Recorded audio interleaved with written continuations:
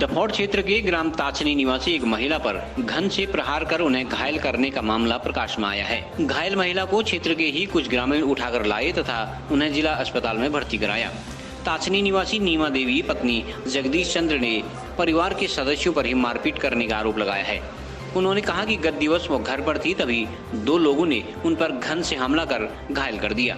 घायल महिला ने जिलाधिकारी तथा पुलिस अधीक्षक को ज्ञापन सौंपकर न्याय की गुहार लगाई है। महिला ने बताया कि गांव में उनकी जान को खतरा भी उत्पन्न हो गया है।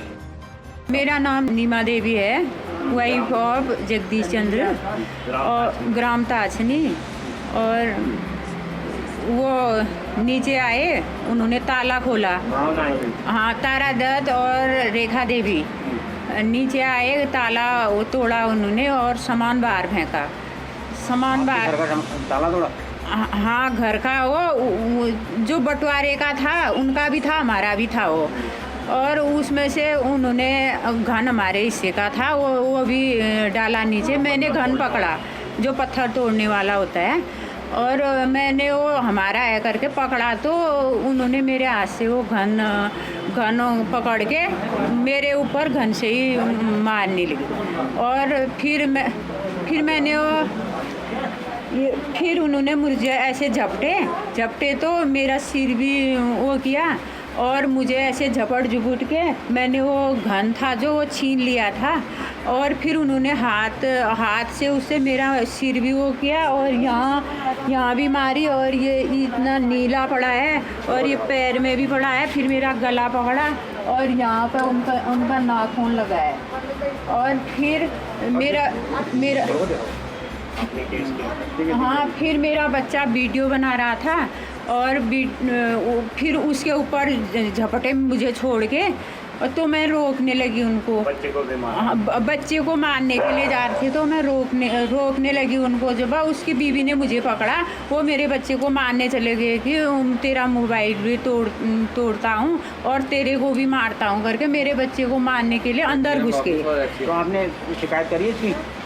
हाँ, पटवारी जी को की थी। पटवारी जी आए? हाँ, फिर अंदर घुसे तो मेरा बच्चा बाहर निकल गया वहाँ से।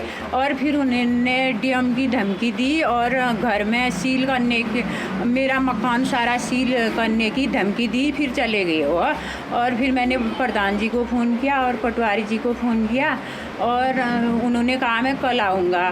फिर कल आए थे उन्होंने सारी हमारी जो रिकॉर्डिंग थी और जो हमारा हुआ था सारा लेके, और उनको हमने जो हमारी वो थी वो दे के दिया वहाँ। और फिर उन्होंने कहा कल आ जाना, मैं एफआईआर दर्ज कर दूँगा। तो आप क्या चाह रहे हो फिर? मुझे इंसाफ चाहिए। मुझे मारा गया, हर बार ऐसा ही करते हैं, ऐसी हरकतें उन्होंने 3-4 बार कर दी। और मैं गरीब आदमी हूँ, मैं उन पर कार्रवाई होनी चाहिए। हाँ, उस पर कार्रवाई होनी चाहिए।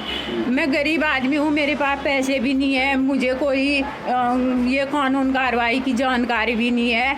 इसकी वजह से मैं घर में वहाँ पे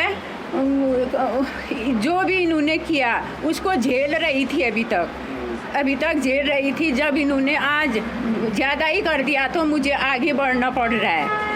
और तभी मैं बागेश्वर में आई हूँ और डीएम के पास भी गई और एसपी ऑफिस भी गई, और फिर यहाँ गाड़ी के इंतज़ार में बैठी थी और यहाँ भूखा बैठी थी और मुझे वहाँ चक्कर आ रहा था। तो ये सारे बच्चे मुझे हॉस्पिटल में लाए हैं और मैं इसका इंसाफ चाहती हूँ। मेरा नाम अजय सिंह मनकोटी, ये परिचालक है। ये अपनी गाड़ी में इनको बिठा के लेके आए थे। हम भाईचारे के नाते हम इनसे मिलने के लिए गए। उनने पे देखा तो ये मूर्छित पड़ी हुई थी। उनने पे आशा देवी फुलारा जी हैं अपने महिला मंगल दल, वो तुरंत उधर पे पहुंच गए थे। उन्होंने भी और मैंने इनका हेल्प किया। उसके बाद में तुरंत इधर पे आपातकालीन पे हम लोग हॉस्पिटल पे लेके आए इन लोगों को। और उसके बाद में मालूम पड़ा कि ये उत्पीड़न की शिकार हुई, घरेलू हिंसा के। उसके बाद में हम लोगों ने जब इधर पे देखा तो इधर पे निशान हुआ है और महिला के ये कंधों पे निशान हुआ है। बता रही है कि ये महिला जब इनको होश आया हॉस्पिटल में तब ये निशाने दिखा रही। अगर माफ़ी मांगते हैं, गलती होती है, सबसे होती है, हो जाती है, अनजाने में गलती होती है, लिख के अगर माफ़ी मांगे तारदा फुलारी जी, तो अगर उनकी भाभी उनको माफ़ी करना चाहती हैं, माफ़ करना चाहती हैं, तो ये गांव का मामला है, ठीक है। तो अच्छी बात है, गांव में झगड़ा होता रहता है, सब कुछ होता रहता है। अगर परिवार इनका भी है, उनका भी है, एक ही देवर है, देवर भाभी हैं, तो किसी का परिवार नहीं बिगड़ना चाहिए, ठीक है साहब। ये मेरी आज्ञा है, किसी भी कोई आदमी इंसान के भूला अगर कल को वापस आ जाए तो उसको भूला नहीं करना चाहिए, हाथ नहीं उठाना चाहिए। अगर वो माफ़ी करे दोबारा उसको ऐसे कांड नहीं करना चाहिए, माफ़ी करे।